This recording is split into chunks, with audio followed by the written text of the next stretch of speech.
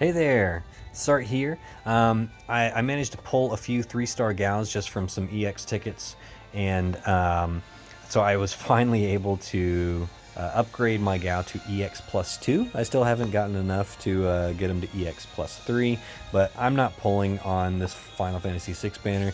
As you guys know, you've probably seen in the news already, or you saw the live stream, Nier is coming this week.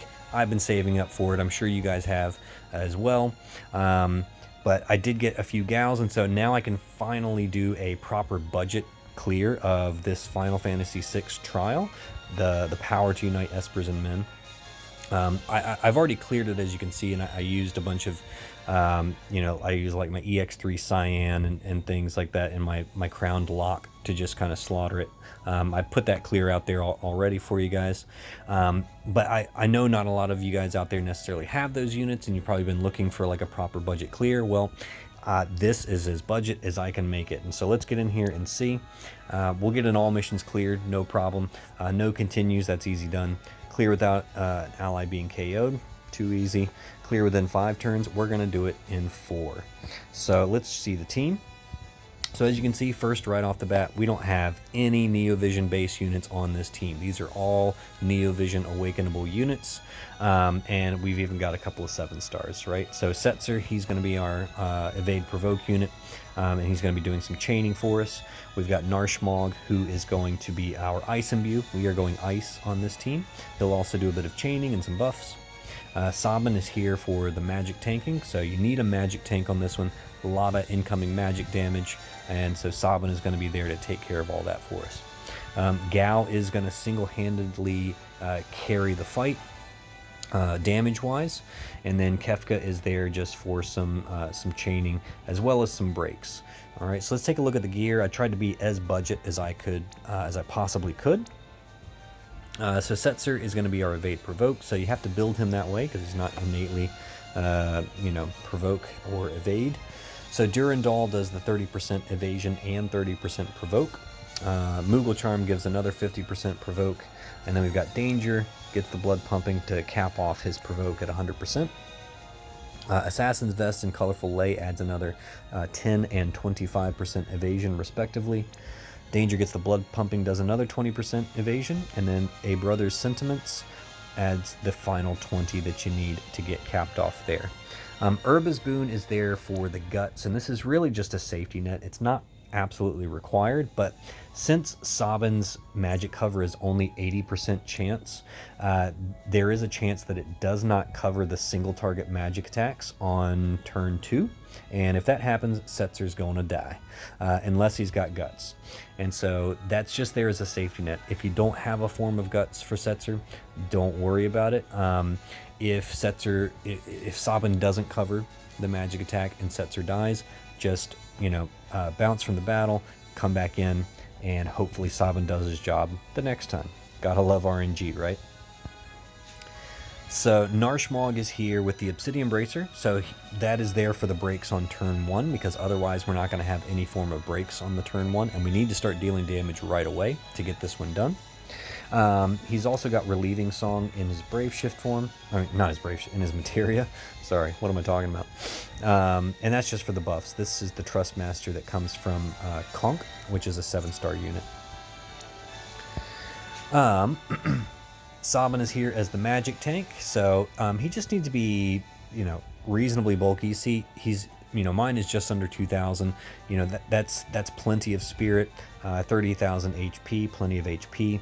He needs to be 100% fire resistant, so that's an important one. Don't worry about the rest of these resists. This is kind of like standard gear I put on any magic tank.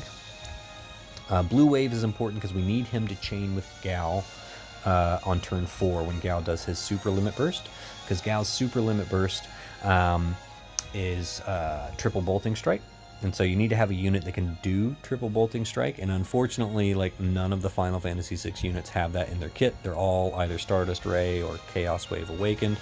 Bit annoying, but whatever. So that's why Blue Wave is there for the Bolting Strike chains. Gave him Sylvie's card, again, just for the resists, but if you don't have it, don't sweat it. It's not necessary. But I will just remind you that Sylvie's vision card is in the Perma VC Select shop, and you should definitely pick one up if you don't already have one. All right, Gau's doing all the damage here. So again, I tried to go, reasonably budget on the gear here, but Rune Claws is a two-handed fist that comes from the last 3-star that got a NeoVision Awakening, and that's Amarant from the Final Fantasy IX event. Hopefully you have a few Amarants lying around that you've pulled, just from all of your pulls. And so hopefully that's an easily acquirable STMR. It's a great budget fist on Gau. It's two-handed. It's got nice 180 attack. So that definitely pick one of those up for Gau if you don't have a better two-handed fist lying around. Glorious headpiece. I put this on him because it comes from Lucius, and we got it from we got the upgrade from the Halloween event. And we got a Lucius actually from the Halloween event, so this was basically a gimme or a free piece of gear. Works very well on Gau because it does 100% passive attack on anyone wearing a fist, which Gau does. Infernal Battle Garb is for that last 50% Beast Killer. If you don't have it, don't worry about it, just make it up in the materia. You're going to see Gau caps things fairly easily. Gau's STMR is great, of course, 75% Beast Killer there, gives Gau 500 static attack. It is not stackable, however, so if you put 2 of Gau's STMRs on him, it will not give you 1000 static attack.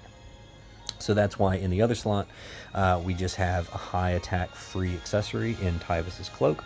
So put whatever you have in there that's either at that level or better. Indestructible Light is for the chain cap boost up to the full 200%. He's got 100% in his kit innately, so that just finishes that off. Master of Fate to finish off his TDH.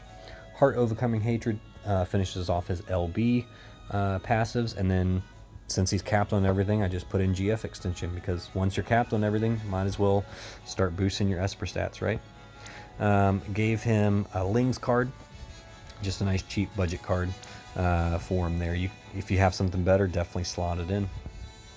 So Kefka, he is geared here, but he's going to do irrelevant damage. I'm not really sure what I was thinking. I was like, whatever, I'll just throw some gear on him, but yeah, it doesn't really matter. He doesn't do any damage. The important thing that Kefka needs, you'll notice Kefka has the breaker tag, and that is important because he is going to be our best breaker on the team.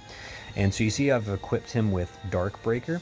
You can use any of the breaker materials, doesn't matter which one it is. It can be Dark Breaker. These are the ones that come from units, like this one came from Axstar the Return. Reagan the Return has Light Breaker. NeoVision Edge has Numbing Thunderbind, and then Tulian has Earthbreaker. And those are the breaker materials, and they all do an 85% full break. So we need that 85% defense break. That's what's going to allow us to get over the finish line. The Imperil is irrelevant because we're obviously not going Dark Element here. We just need the 85% break to get across the line.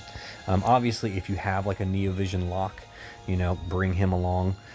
He's got an 85% break in his kit, and you can, drop a crown in it if you want to go up to an 87% break. But as you're going to see, we don't need that here. All right. So here we go. We got the super budget team, and let's get in here and see how we get this done.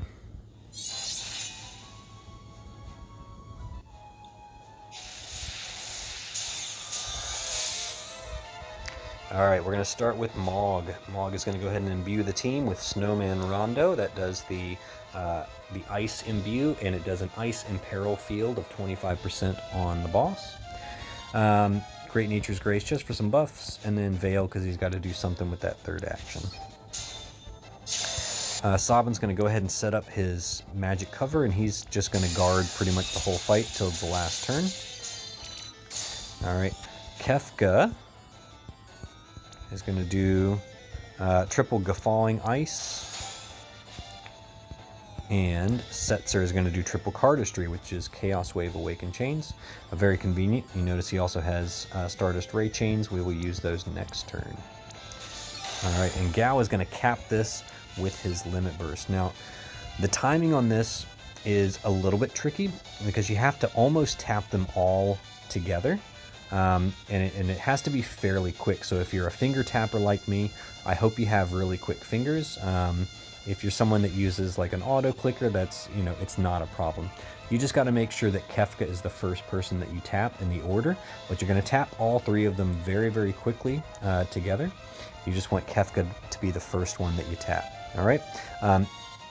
Because what I found is if you don't tap them all together quickly, if you do like Kefka and Setzer first and then wait a second and do Gau, it seems to break the chain at the end and you don't get the full impact of Gau's limit burst. And you could still potentially finish the fight. You know, I've done it before. Even if the chain breaks, I've still been able to finish the fight. But and so if that does happen to you, don't worry. Try and finish out the fight. You might still be able to do it. But I'm just letting you know you have to have pretty quick fingers to really get the biggest punch out of Gau's limit burst. All right, so here we go. We're gonna do this quick. Kefka's first, followed by Setzer, followed by Gau, all in very quick succession.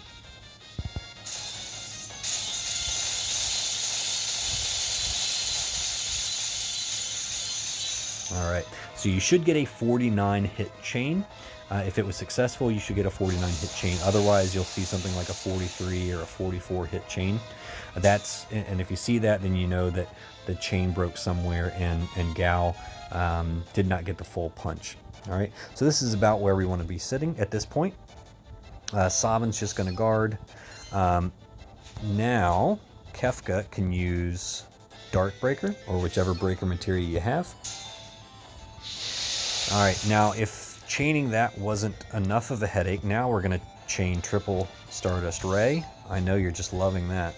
I don't know about you guys, I have terrible time chaining Stardust Ray, but we're going to go for it. And so now Gau is going to do Rage Northern Cross. This is going to do a slightly bigger Ice Imperil. It's also a fairly strong finisher in its own right, followed by Leap and Fill LB. That way he can do another LB next turn. All right, so for this one, you know, you can start your chainers. You know, Stardust Ray has a little bit of a delay, so you wait a second and then you send Gau. All right, so.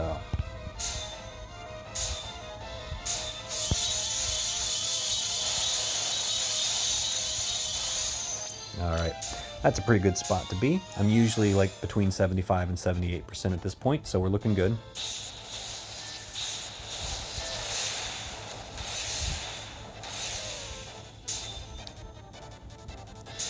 All right, so Sabin can guard.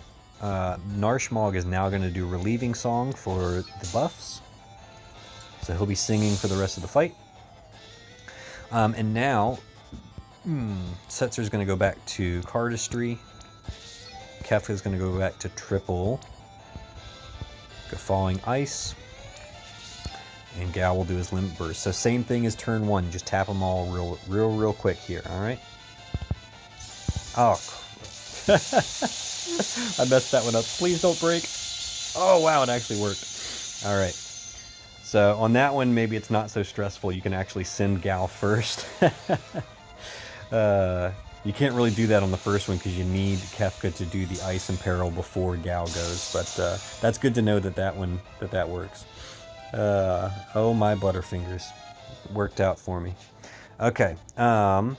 Now this one's really easy. So chaining this one's very simple, and we're definitely gonna kill. I've killed this thing from as high as 65% HP. That's where my chain broke twice on both of Gau's first two limit bursts. I was like, oh my gosh, this is not gonna end well.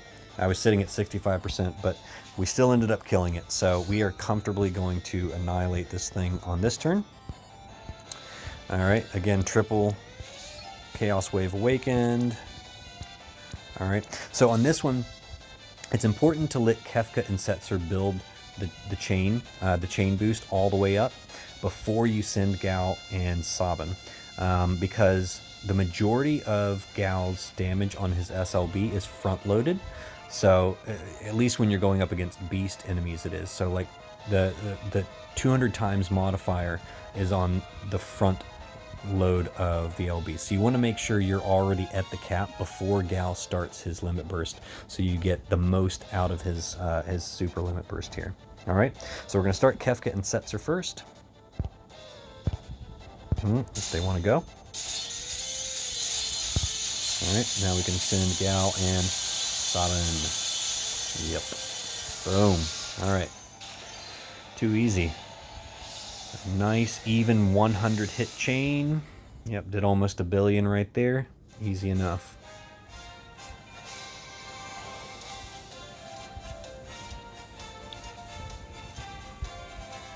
All right, let's see how he did. Yeah, so Gau did 1.6. The thing only has 1.5 billion HP, so Gau overkilled by, 179 million. Very, very nice. Obviously, Gau is doing all the work here on this one. Everyone else is just here for the support. So yeah, hopefully this was helpful to you guys if you're still struggling with this one. All right, here's an example of how you can use some really budget units and really budget gear to still get it done and get in all missions clear.